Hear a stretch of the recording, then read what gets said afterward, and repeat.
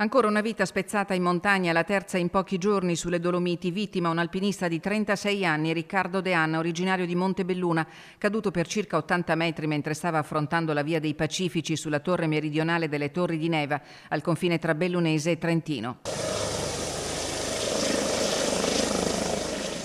A lanciare l'allarme attorno alle 13:15 è stato il compagno di cordata che non ha più visto né sentito l'amico dopo una difficile manovra sul quarto tiro della via.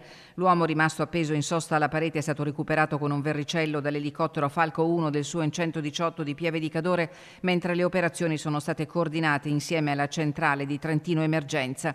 Per l'equipaggio in volo di avvicinamento alla parete è stata subito chiara e drammatica la situazione. Il corpo del 36enne privo di vita, subito individuato, era rimasto appeso alla corda dopo il volo di circa 80 metri. Inutile ogni tentativo di soccorso. Per primo, con un verricello di 40 metri, è stato issato a bordo il compagno fermo in sosta, che ha poi raccontato di avere sentito l'amico muoversi in alto attorno a un passaggio probabilmente più impegnativo e poi l'ha visto precipitare, passargli accanto e sparire alla sua vista.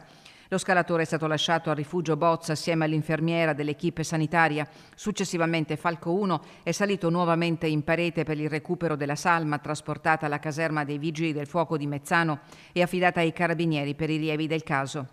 Una tragedia che riaccende i riflettori sulla sicurezza in parete in un periodo che già sta facendo segnare un drammatico bilancio di vittime tra appassionati ed esperti di montagna.